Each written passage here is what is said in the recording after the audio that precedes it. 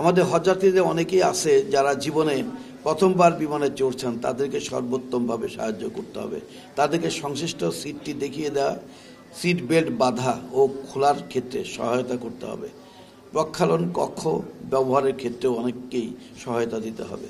Service on ডিমান্ডের চেয়ে service in এন্টিসিপেশন এর প্রতি খেয়াল রাখতে হবে।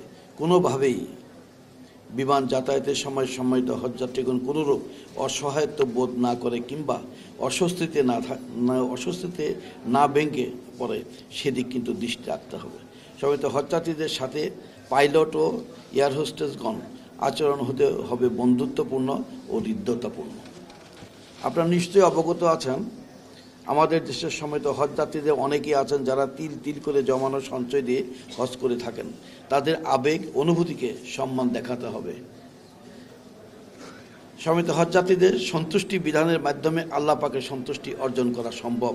এ কারণে বাংলাদেশ বিমান এয়ারলাইন্স অন্যান্য এয়ারলাইন্স কর্তৃপক্ষকে অনুরোধ জানাবো, আপনারা হজযাত্রীগণকে সর্বোত্তম সেবা দিতে চেষ্টা করবেন। যাত্রী সেবায় সর্বোচ্চ পেশাদারিত্বের পরিচয় দেবেন।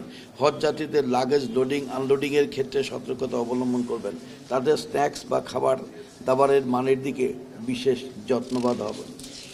হজযাত্রীদের জার্নিটা যাতে আরামদায়ক হয়, কোনোভাবে যেন সম্মিলিত হজযাত্রীগণ কষ্ট না পান সেদিকে বিশেষ দৃষ্টি রাখবেন। সম্মানিত সুধী, হজ ব্যবস্থাপনা একটি দ্বিপাক্ষিক ও সময়াবদ্ধ কার্যক্রম। বাংলাদেশ ও রাজকীয় সৌদি সরকারের যৌথ ব্যবস্থাপনায় হজের সার্বিক কার্যক্রম সম্পাদিত হয়ে থাকে।